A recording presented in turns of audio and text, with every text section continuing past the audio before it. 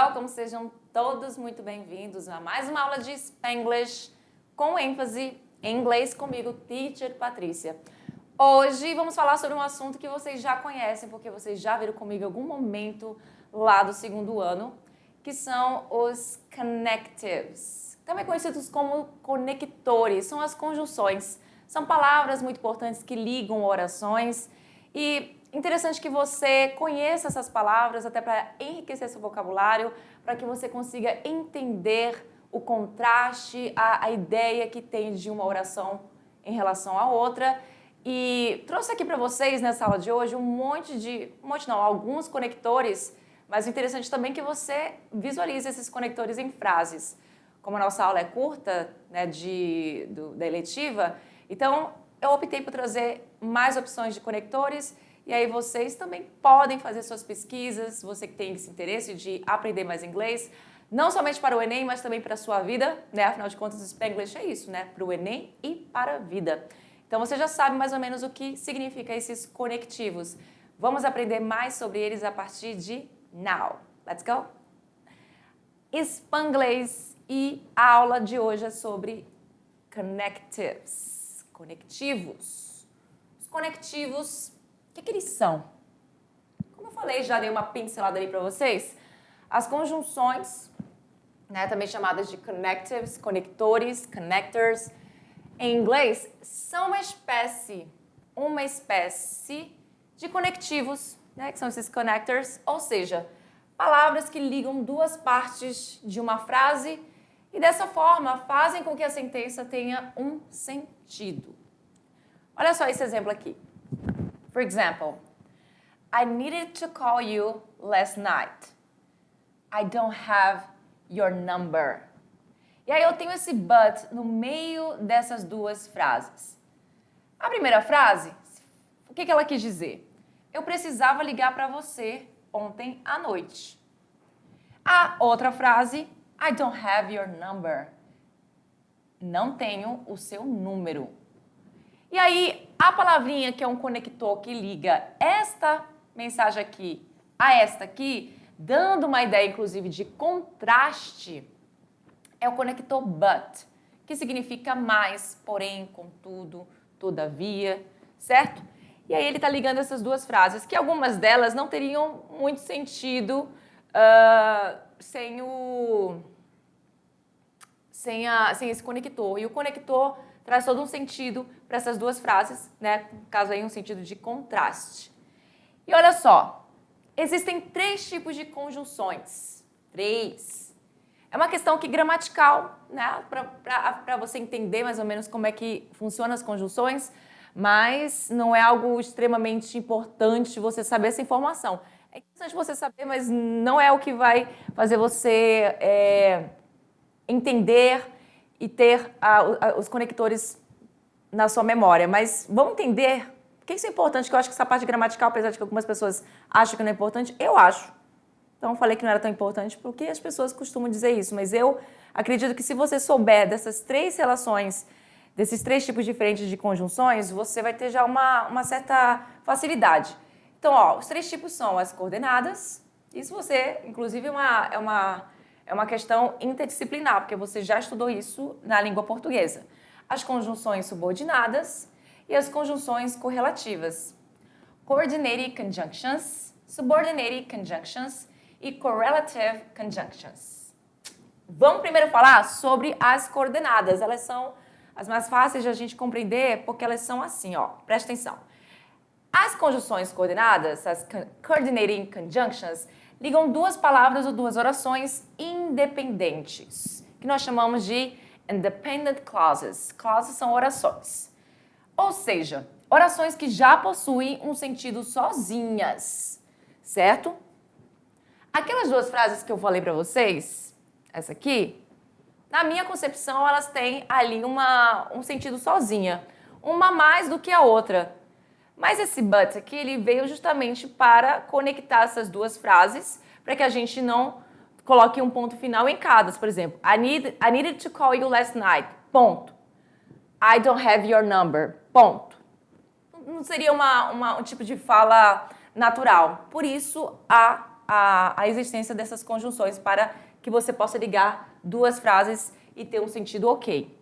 Então, olha só, nas coordinated conjunctions, nas orações, nas conjunções coordenadas, perdão, com as independent clauses, que são as orações que são independentes, né, que não precisam, já fazem sentido sozinhas, sem precisar de outra para completar seu significado, certo?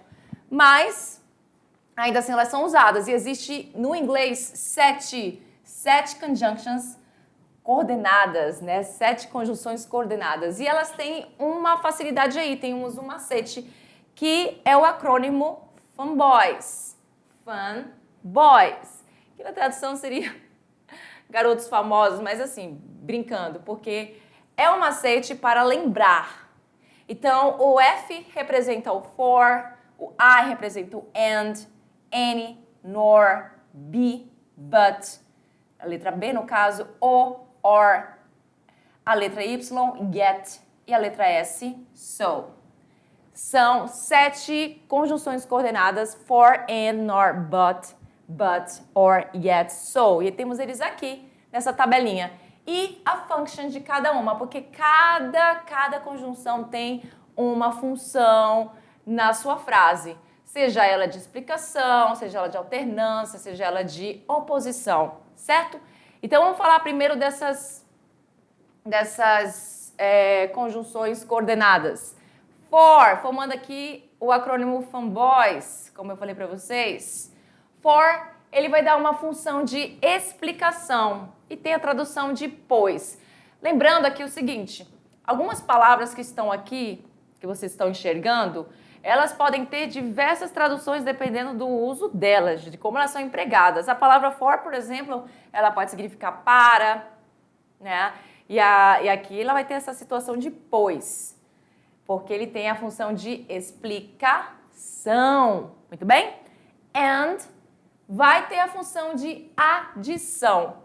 E vai ser esse E, o nosso famoso E. E isso, E aquilo, né? Você está adicionando várias informações em uma só. Eu gosto de chocolate e arroz e feijão. Olha só que contraste, né?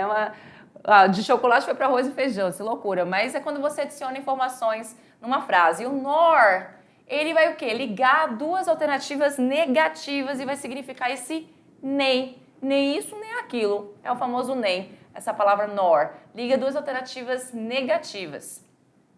But é o famoso de oposição e contraste. E ele vai significar esse mais, porém, contudo, todavia. Ele vai ter essa tradução, tá? Or vai ter a ideia de a function de alternância e vai significar esse ou. Interessante que eu não coloquei aqui para vocês, mas você poderia colocar, né? For vai ser pois and e. Esse E tá bem feinho, vou refazer. Pera lá. Refiz. Nor vai ter esse significado de nem. But vai ter esse significado de mais. Or vai ter esse significado de ou. Yet vai ter a ideia de oposição. Ressalva. E aqui pode ser esse mais, porém.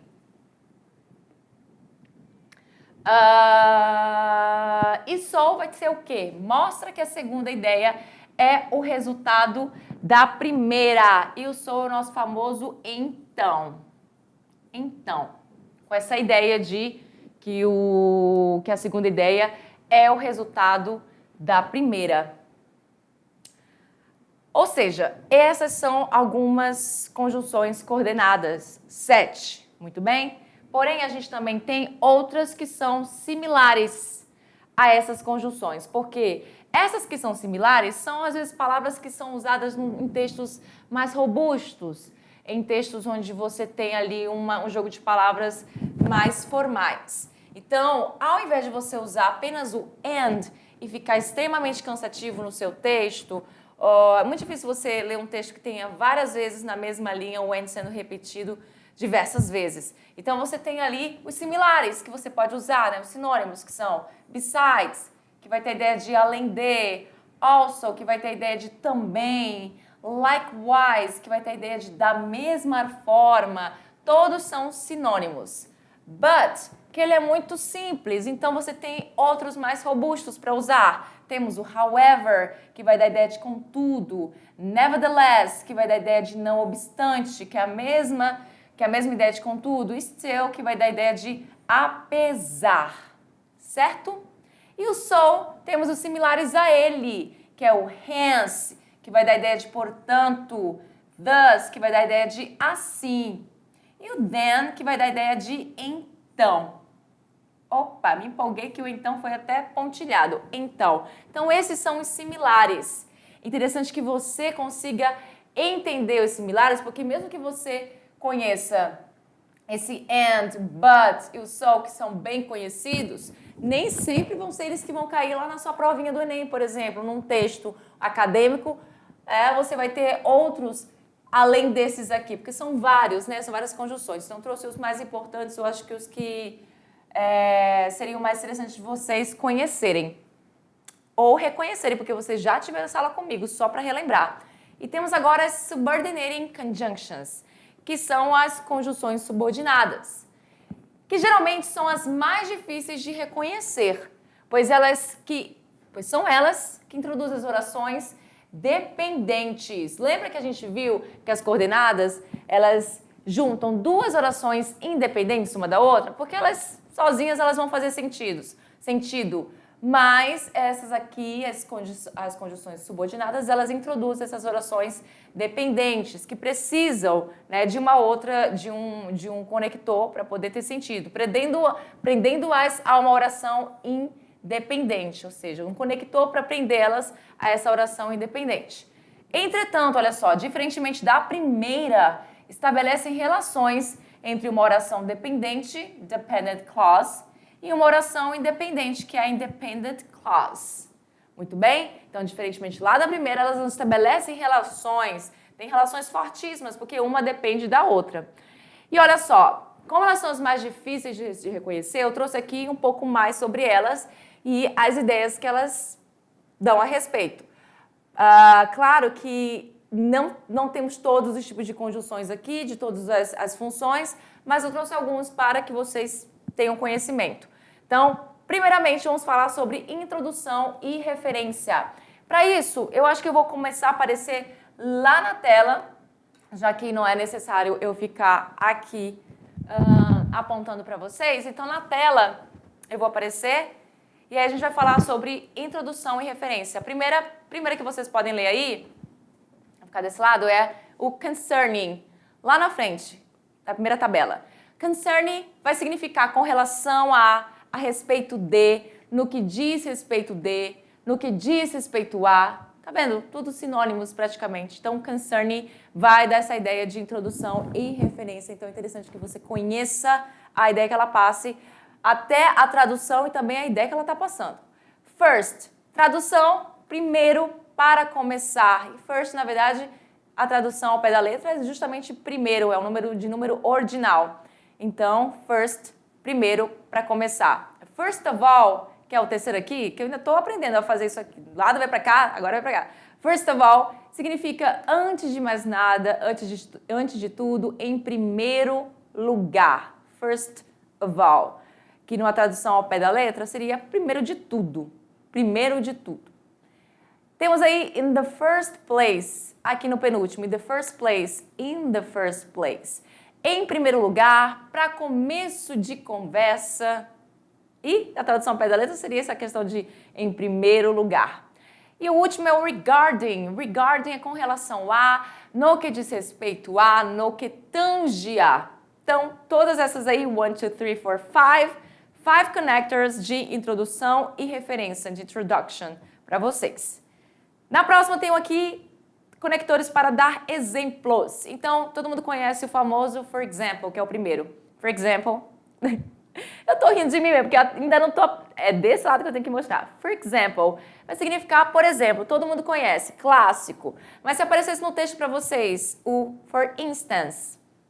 O segundo aqui, for instance. Você saberia dizer que era por exemplo? Pois é, for instance também significa por exemplo. E o such as. Such as, ele vai te dar essa ideia de tal como, por exemplo, também dando exemplos. Ele vai começar a dar várias opções, vários exemplos de uma determinada situação. Muito bem? Então, os primeiros conectores, introdução e referência e dando exemplos já foram feitos. Vamos para a próxima. Subindo aí, nós temos comparação, contraste e concessão. Então, eu trouxe um pouquinho mais de comparação, contraste e concessão. Temos o primeiro lá. Although, ele vai significar apesar, embora e assim por diante. Even though, que na verdade também é uma forma do although, ou apenas a palavra though. Tá vendo no segundo quadrinho aqui? Nós temos a palavra even though. Então você pode usar apenas a palavra though, esse com TH ou GH. Apenas ela também já serve para dar a ideia de apesar de, embora também tem a mesma ideia. Então você percebe que são dois conectores com a mesma ideia, só que com palavras um pouco diferentes. No terceiro você tem ali o rather than. Rather than, que vai ter a tradução de ao invés de. Ao invés de. Rather than. Lá embaixo de rather than você vai ter a palavra than. Somente o than, que vai ser do que, essa questão de comparação. Né? Eu prefiro isso do que aquilo. Né? E assim vai. Then. Though, a palavra though sozinha, como eu falei para vocês, também pode ser usada. Agora que eu vi que eu tinha colocado ela também sozinha aqui. A mesma coisa daqui do even though. E though vai significar embora. Então você escolhe though, even though ou apenas although, como está lá no primeiro quadrinho. Então temos o whereas, quase que não sai, whereas, que vai ser enquanto que. Whereas, enquanto que. Essa palavra aí pode pegar vocês, viu? Porque ela parece muito com where, que é onde, aonde, mas tem o AS no final. Então muda completamente. Então é enquanto que. Whether vai significar se. Se, com essa ideia de uma conjunção de condição. Se. Nós temos um próprio para isso, que é o if. EF, que vocês também já estudaram nas aulas das condicionais. Mas o whether também é uma forma de falar se. Temos o while, que vai significar enquanto. Enquanto isso, alguma coisa vai acontecendo. Você usa a palavra while. Causa e efeito. Conjunção com a ideia de causa e efeito. Temos aqui o because, que todo mundo conhece, que é o porquê para a resposta. Porquê para a resposta, só tem um tipo de porquê para a resposta em português. Não, em inglês, porque em português tem 4. Então, because, porquê para a resposta. In order that, ou apenas in order. Se está aí entre parênteses, é porque você pode usar com ou sem esse that. Então, é o para ou para quê. Certo? Since. Since, que é muito conhecido, que vocês já estudaram bastante essa palavra. Since, que a gente viu muito lá nas aulas de present perfect. Vai ter a tradução aí, causa e efeito, como desde. Desde. So that vai ter ideia de modo que. Aliás, a tradução de modo que. So that, de modo que. So sozinho, vocês sabem que pode significar então. Então, quando junta com esse that, vai ter ideia de modo que. Tradução, perdão. Why, né? Se temos o because para resposta, why é o porquê de pergunta. Também só temos um porquê de pergunta. Muito bem? Voltamos lá para cima, aliás, vamos lá para cima, voltamos não, temos agora sobre o tempo. Isso, vou sair um pouquinho aqui na frente da câmera e vou voltar aqui para a TV, que eu realmente gosto mais de ficar aqui, porque ainda fico confusa ali com esse quadrinho atrás de mim. Então, olha só, o tempo... Tá, o diretor aqui tá rindo de mim, mas é verdade. O tempo, a gente tem aqui como algumas opções after. After vai significar o quê? Essa palavra as pessoas confundem, tá? Entre antes e depois, mas after significa depois, depois. Não confunda, before é antes, after é depois, o before é antes, after, depois. Isso as pessoas se confundem, pode acreditar. As soon as vai ser assim que algo acontecer. As soon as you come, I will be waiting for you, né? Assim que você chegar, eu estarei esperando por você. By the time também é uma outra que foi muito comentada nas aulas de presente perfeito, que vocês já viram. By the time vai significar no momento que. Now that vai significar agora que. Agora, que a tradução realmente é o pé da letra. Now é agora e that vai significar que. Então, corretíssimo. Possibilidade e condição. Nós temos o as if para ideias de possibilidade e condição. As if, como se. O próprio if sozinho, né? Somente ele também já vai dar essa ideia. Só que apenas o se, porque esse if significa se, que é a conjunção, certo? Temos o even if, mesmo se. Provided that significa devido a, e também eu tenho o due to, que também é devido a, que eu não coloquei aqui, mas ele também é muito utilizado nos textos. Due to, vai ter essa tradução de devido a alguma coisa, tal coisa aconteceu. E é isso. Vamos lá. Para refechar aqui, gente, não existe apenas esses tipos de conjunção. Temos muito mais tipos, além de possibilidade, condição, tempo, causa, efeito, comparação e todos que a gente viu até então. Vamos finalizar com conclusão e resumo, porque obviamente começamos com introdução e referência. A gente vai finalizar com conclusão. Perdão, aqui deu do nada aqui um negócio que eu tive que parar aqui. Peraí, a gente vai fechar com conclusão e resumo, tá? Mas saiba aí que não são os únicos. Portanto, vocês também têm que mexer os pauzinhos e ir atrás de mais conjunções e mais ideias de conjunções, tá? Então, essas são subordinadas. Para a gente terminar as subordinadas, vamos com o after all. After all vai significar afinal de contas, no fim das contas. As we have seen, como vimos, como constatamos. Inclusive, é uma estrutura no presente perfeito, as we have seen. Nós temos aqui o as, nós temos o sujeito, nós temos o verbo, que é o verbo auxiliar, e o verbo principal, né, no participio passado. As we have seen, como vimos. Esse as é justamente esse como aqui. At last vai ser finalmente, por fim, at last. Né? At last I got my money back. Né? Finalmente recebi meu dinheiro de volta. In brief, em resumo, em suma. E outro para conclusão não, para resumo é o to sum up. To sum up é, inclusive, aí um phrasal verb, né? O to sum up, para concluir em resumo. Conclusão de algo. To sum up. Diria também de... Cara, sumiu a palavra da minha cabeça, que eu ia falar uma palavra para vocês e sumiu. Mas se eu lembrar até a final da aula eu falo. Então, ó, para finalizar as conjunções, a gente tem aí como última as correlative conjunctions, que elas são sempre usadas aos pares. Então, elas vêm mais de uma, como as outras também, você pode ver que também são mais de uma palavra, mas aquelas sempre são usadas aos pares, ou seja, elas nunca aparecem sozinhas, nunca, sempre estão juntas. No entanto, elas nunca aparecem uma logo do lado da outra. Então tem aí uma certa separação, vocês vão ver daqui a pouco. Sua função é mostrar a igualdade e a relação existente entre as ideias expressas nas frases. Perdão pelo delay. Então, sua função é mostrar a igualdade e a relação existente entre as ideias expressas nas frases. Vamos lá? Vamos ver um pouquinho mais sobre as conjunções correlativas? O nome já mesmo diz, correlativa, tem aí uma relação.